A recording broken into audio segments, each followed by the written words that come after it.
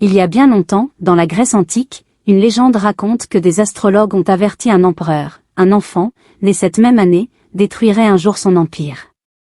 Ce genre d'histoire résonnait dans les coins les plus reculés du monde, mais celle-ci, la version grecque, avait une singularité. Cette année-là, l'empereur, dans sa grande peur, ordonna l'emprisonnement de tous les nouveau-nés. Pourtant, il refusa de les tuer. Non, car il croyait qu'un emprisonnement à vie suffirait à empêcher le destin. À ses yeux, ce geste n'était pas seulement un acte de contrôle, mais un puissant symbole. Ces enfants, encore fragiles dans leur berceau, furent enchaînés dès le premier souffle. Ils grandirent ainsi, leurs poignets toujours liés, ne connaissant jamais la liberté. Ils acceptèrent cette condition comme leur réalité, ne se souvenant même pas d'un instant où leurs mains avaient été libres. Pour eux, l'esclavage était devenu la vie elle-même. Et comment auraient-ils pu comprendre la liberté, alors qu'ils n'avaient jamais rien connu d'autre? Ces enfants étaient des ombres de ce qu'ils auraient pu être.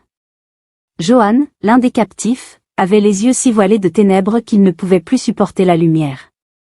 À chaque fois qu'il apercevait un rayon, ses paupières se refermaient douloureusement. La lumière, pour lui, n'était plus qu'une torture, et peu à peu, il s'habitua à l'obscurité, préférant sa compagnie silencieuse. Un jour, un homme, courageux dans son désespoir, commença à se poser des questions. Il observait ces ombres qui défilaient devant lui, sur les murs, mais elles ne parlaient pas, elles ne répondaient jamais. Il se demandait, perplexe, pourquoi il ne pouvait ni les toucher ni les attraper. Cet homme, un certain Manish J, était différent. Avec le temps, il développa un doute, une petite lueur dans son esprit. Il tenta l'impensable, regarder en arrière. Chaque fois qu'il osait tourner la tête, ses yeux brûlaient, ses larmes coulaient, mais il persistait. Année après année, dans un effort immense, il continua de s'entraîner. Et puis, un jour, il sentit quelque chose de nouveau, une douce joie dans ses yeux. Lentement, les ombres disparurent et il vit enfin le monde tel qu'il était. Les chaînes qu'il avait autrefois ligotées semblaient perdre leur force. Il aperçut des couleurs, des arbres verdoyants, des fleurs éclatantes, et des gens, libres, marchant sous la lumière. C'était comme s'il redécouvrait l'univers pour la toute première fois. Le monde autour de lui était un paradoxe étrange. Bien qu'il fût coloré et vivant, il semblait incolore à ses yeux.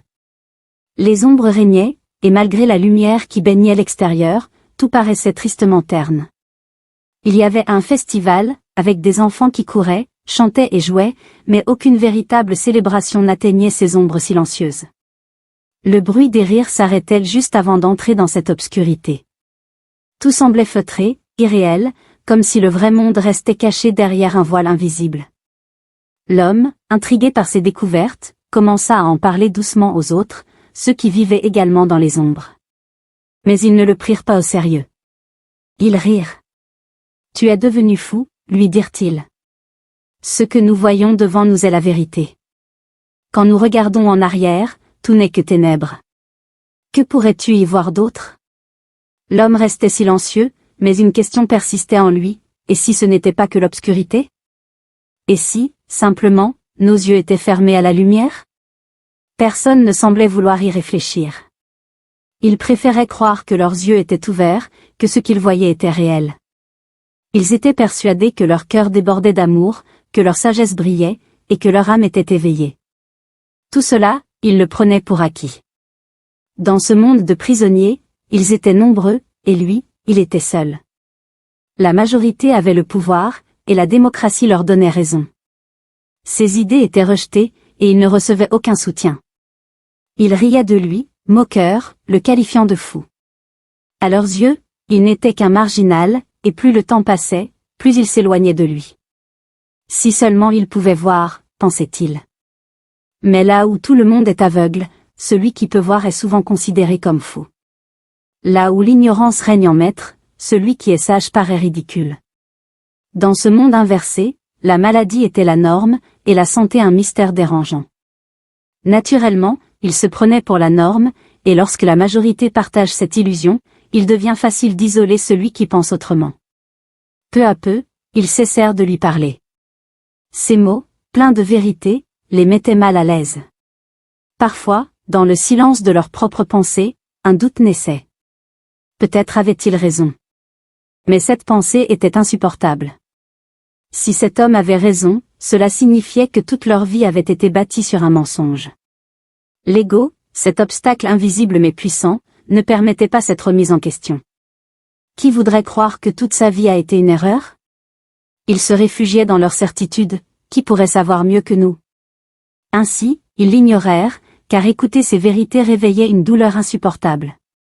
Leurs égos, piqués et vulnérables, préféraient rester enfermés dans l'ignorance plutôt que de reconnaître qu'ils étaient dans l'erreur. Mais l'homme, malgré l'isolement, continua de voir, continua de parler, espérant que, peut-être un jour, l'un d'eux aurait le courage d'ouvrir les yeux. Aucun d'entre eux n'avait jamais vu les couleurs qu'il décrivait. Ils parlaient de la musique lointaine qui résonnait, mais aucun d'eux ne l'avait entendue. Leurs sens, jadis vifs, étaient devenus insensibles, paralysés par l'habitude et la cécité de l'esprit. Peu à peu, cet homme comprit une vérité amère, les chaînes qu'il considérait comme des ornements n'étaient en réalité que des symboles de leur captivité. Pourtant, même un prisonnier doit développer un état d'esprit qui transforme ces chaînes en quelque chose de supportable, quelque chose de presque précieux. Ils avaient commencé à voir la prison comme leur foyer, un endroit qu'ils avaient orné de manière à s'y sentir bien. Les chaînes, au lieu de les enfermer, étaient devenues des décorations qu'ils nettoyaient, polissaient, et même embellissaient. Plus une chaîne brillait, plus elle faisait du bruit, et plus elle devenait une source de fierté.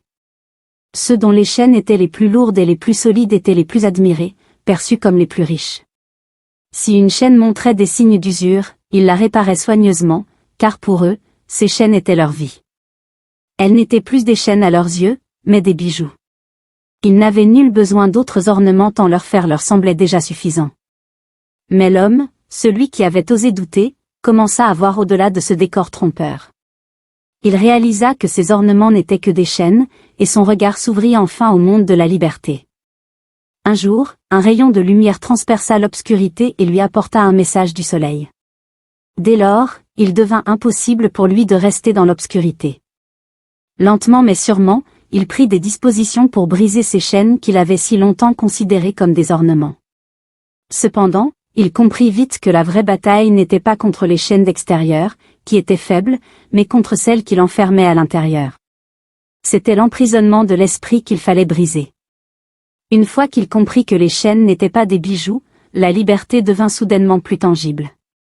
À partir de ce moment, il cessa de polir les chaînes, cessa de les décorer. Il les laissa rouiller, les abandonna. Les autres, observant ce changement, commencèrent à murmurer. Ils le trouvaient étrange, triste même. Quel genre de tristesse l'a envahi, se demandait-il. Aux yeux du monde, il était devenu pauvre, un homme brisé qui avait échoué dans la vie. Ils le considéraient comme impuissant, prétendant qu'il avait abandonné la lutte. Ils le qualifièrent de lâche, persuadés qu'il s'était simplement lassé de son combat. Mais en réalité, cet homme avait trouvé quelque chose de bien plus grand. Il avait compris que si la chaîne intérieure pouvait être brisée, alors la prison extérieure n'avait plus de raison d'être. La liberté n'était plus une simple idée, elle était à portée de main. Le monde caché, qui s'étendait derrière l'obscurité, devenait de plus en plus clair à mesure que ses yeux s'ouvraient. Un jour, il réussit à briser ses chaînes. La soif de liberté qui brûlait en lui devint si intense qu'il trouva une force insoupçonnée. La prison ne pouvait plus le retenir. Il s'échappa et courut vers la lumière du soleil. La joie était sans fin. Il dansait sous les rayons du soleil, libre enfin. Les oiseaux, autour de lui, s'épanouirent en plein vol, comme s'ils célébraient son évasion. Aucun d'entre eux n'avait jamais vu de couleur, bien qu'il en parlât souvent. Il mentionnait cette musique qui semblait suivre le rythme de la vie, mais personne d'autre ne l'avait entendue. Tous leurs sens s'étaient fanés, comme des fleurs laissées dans l'ombre. Les vraies personnes projettent des ombres dans la lumière, mais là, en prison, il n'y avait ni couleur, ni musique, ni parfum. Finalement, il s'est envolé, comme ils l'avaient tous prédit. Il savait que, tôt ou tard, il fuirait la lutte de la vie. Pour eux, son évasion faisait de lui un saint, mais un saint par faiblesse. Il voyait son départ comme un stratagème, une excuse pour se sauver lui-même du combat. Il s'est sanctifié, disait-il, mais nous ne sommes pas des lâches. Et toi, tu es un lâche, voilà pourquoi tu es là où tu es. Pour eux, ce n'était qu'un moyen de se convaincre eux-mêmes. Ils étaient convaincus qu'ils resteraient et lutteraient dans la bataille de la vie, tandis que lui, pensait-il, ne comprenait même pas ce qu'est la vie. À leurs yeux, ils ne luttaient que contre des ombres, et non contre la véritable réalité. Mais bien vite, cette discussion à propos de la fuite de cet homme s'estompa, et la vie reprit son cours normal pour les autres. Ils l'oublièrent, mais lui, il ne les oublia pas. Une grande agitation commençait à naître dans son esprit. Plus il découvrait la liberté et le bonheur à l'extérieur, plus il ressentait la vérité. Une compassion immense et inexorable grandissait en lui. Il ressentait un besoin de retourner en prison et de partager son expérience avec ceux qu'il avait laissés derrière. Mais il hésita. Pendant plusieurs jours, il se convainquit que ce serait inutile. Ils ne m'écouteront pas, pensait-il. Ils sont en majorité. Ils riront encore de moi et ne me croiront pas, il savait que les gens qui vivent dans l'obscurité craignent la lumière. Leur foi, au lieu de les éclairer, devient pour eux une protection contre la vérité. Ceux qui vivent dans l'obscurité sont souvent détruits par le doute. Pourtant, le doute est une composante des ténèbres, tandis que la foi appartient à la lumière. Il se dit alors que la foi n'est pas un signe d'esprit éclairé, mais plutôt un pont. Si l'on veut passer des ténèbres à la lumière, il faut avoir confiance, il faut croire que la lumière existe au-delà de ce qu'on peut voir. La confiance, pensa-t-il, est essentielle. La confiance signifie accepter que l'on ne sait pas tout. Accepter que ce que je connais n'est peut-être qu'une infime partie de ce qui existe. Si je crois que tout ce que je sais est la vérité absolue, alors tout voyage s'arrête là. Mais si un sage me disait, j'ai vu plus que toi, aurais-je le courage de le croire?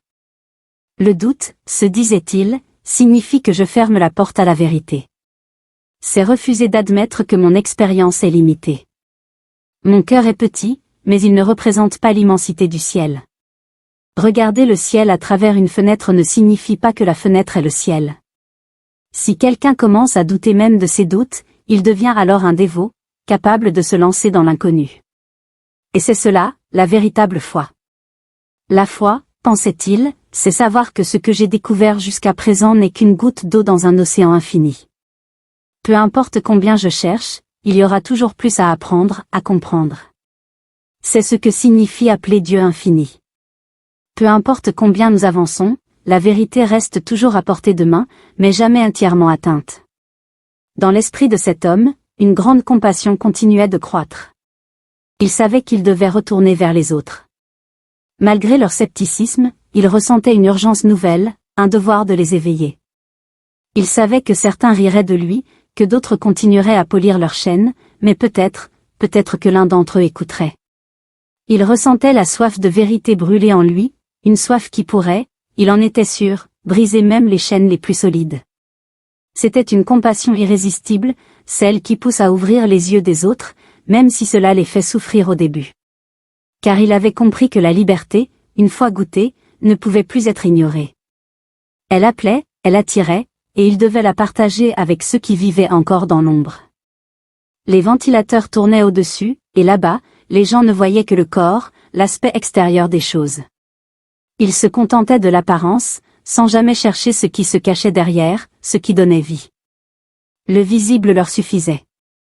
Mais ce qu'ils ne comprenaient pas, c'est que tout ce qu'ils voyaient, les corps, les objets, les événements, n'étaient que des ombres projetées par quelque chose de plus grand, quelque chose d'invisible et de fondamental. Cette force invisible, c'était l'âme, l'essence de l'existence, qui animait tout ce qui était matériel. Sans cette âme, le corps n'était qu'un amas de chair, sans vie, sans but. De la même manière, sans le divin, la matière restait inerte, dépourvue de signification. Pourtant, les gens continuaient à polir leur chaîne, croyant que leur prison était tout ce qu'il y avait.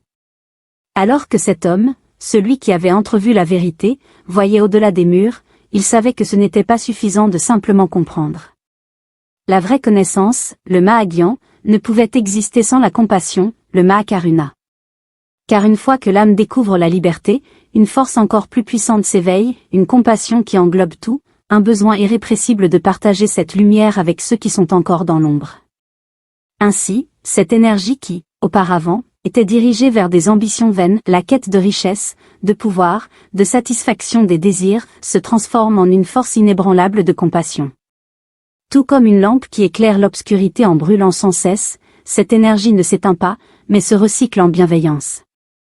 Le désir, autrefois attaché à des objets matériels et à des succès éphémères, se métamorphose en une soif de libérer les autres, de leur montrer le chemin vers la lumière. L'homme ne pouvait pas simplement goûter à la félicité du samadhi et se contenter de sa propre libération. Une fois qu'il a atteint ce ciel de vérité, il sentait un appel irrésistible à retourner vers ceux qui étaient restés enchaînés, aveuglés par leur propre ignorance. Toute sa vie, désormais, devait être dédiée à cette tâche, ouvrir les portes de la prison, réparer les ailes des âmes fatiguées pour qu'elles puissent s'envoler à nouveau. C'est cette compassion qui le poussait à redonner vie à ceux dont les âmes s'étaient rouillées, à rendre la vue aux aveugles, à permettre aux sourds d'entendre la mélodie de la vie véritable. Car eux, ces âmes perdues, avaient beaucoup marché, mais n'avaient jamais entrepris de véritable pèlerinage. Ils avaient entendu tant de choses, mais n'avaient jamais écouté la voix intérieure, celle qui porte en elle la musique de la paix. Et cette paix, cette musique que seuls ceux qui sont libres peuvent entendre, est infinie. C'est une mélodie qui résonne au-delà des bruits du monde, au-delà du tumulte de la vie quotidienne. Elle ne s'éteint jamais, tout comme la vérité elle-même, qui ne cesse de briller, même dans l'obscurité la plus profonde. Mais pour l'entendre, il faut d'abord éteindre le vacarme des désirs égoïstes, cesser de courir après les ombres et écouter avec l'âme. L'homme comprenait que pour vraiment voir la vérité, il fallait plus que de simples yeux, il fallait une ouverture intérieure. Car bien que tout ce qui est visible puisse être perçu par les sens, l'essentiel, l'invisible, ne se révèle qu'à ceux qui regardent avec leur cœur. Il savait désormais que l'invisible, ce fondement spirituel, était la clé de toute existence. Et sans l'âme, tout ce qui est matériel s'effondre. Ainsi, armé de cette vérité et de cette compassion, il se préparait à retourner dans les ténèbres pour guider ceux qui étaient encore enchaînés vers la lumière. Tout cela n'est qu'une danse entre les ombres et la lumière. Des poèmes écrits dans les cœurs que l'on tait. Ces personnes que l'on croise, en quête d'un sens, ne savent pas qu'elles portent en elles une immense absence. Elles courent après des mirages, des illusions dorées, pensant que leurs chaînes sont des ornements sacrés. Leurs rires résonnent, mais leurs âmes pleurent, ignorant que la vérité brûle au fond de leur cœur. Les poèmes, eux, parlent d'un monde caché, d'une musique douce qu'elles ne peuvent entendre. Les mots sont comme des clés pour des portes oubliées, mais ils sont sourds à cette mélodie tendre. Et ces personnes, liées par des chaînes invisibles, ne voient pas le ciel immense, ni la liberté possible. Mais quelque part, un homme danse dans la clarté, portant en lui la lumière qu'il refuse de voir briller. Tout cela n'est qu'un jeu de perception, de miroir, où l'âme éveillée cherche à briser le brouillard. Et dans chaque poème, un chemin vers le soleil, une invitation à voler, à traverser le sommeil. Cet homme était un porteur de lumière, venu pour éclairer un chemin que les autres refusaient de voir. Il leur montrait la réalité, leur faisait comprendre que ce qu'ils prenaient pour des ornements n'étaient que des chaînes, que leur prison mentale était en fait leur propre création. Mais ils étaient profondément enracinés dans leurs illusions, et chaque tentative de leur montrer une nouvelle vérité les plongeait davantage dans leur colère. Il est naturel pour des gens, qui ont passé toute leur vie à orner leurs chaînes, de rejeter celui qui leur dit que ces chaînes ne sont pas des trésors. Car admettre cela serait comme détruire leur monde, effacer toute leur existence. Ils préfèrent croire aux ombres projetées sur le mur, prendre ces illusions pour la vérité, plutôt que de voir au-delà et accepter l'immensité de la lumière. C'est une réaction humaine, pleine de peur et d'incertitude. Parce que si cet homme avait raison, alors leur vie entière aurait été une erreur monumentale. Ce scénario n'est pas nouveau, il est vieux comme l'humanité elle-même. Jésus, Mansour, et bien d'autres sages ont traversé les mêmes épreuves. Chacun d'eux, en révélant une vérité cachée, a été confronté à la résistance, à la haine, voire à la violence. Car il est plus facile de s'accrocher à l'ombre qu'à la lumière aveuglante de la vérité. Les gens qui vivent dans l'obscurité s'y habituent, et ils développent une méfiance envers ceux qui leur montrent un chemin différent. Cet homme n'était pas seulement un étranger pour eux dans sa pensée, il était un étranger même dans la manière dont il parlait, rendant la communication encore plus difficile. Il parlait d'un monde qu'il ne pouvait ni voir ni comprendre. Finalement, comme cela s'est passé pour beaucoup avant lui, ils l'ont détruit. Ils l'ont détruit parce qu'il menaçait leur stabilité, leur confort dans l'illusion. C'est une histoire répétée à travers les âges, une danse tragique où celui qui montre la lumière est persécuté par ceux qui préfèrent l'obscurité. Et cela continuera aussi longtemps que l'humanité existera, car la vérité est souvent trop lourde à porter pour ceux qui ont passé leur vie à la fuir.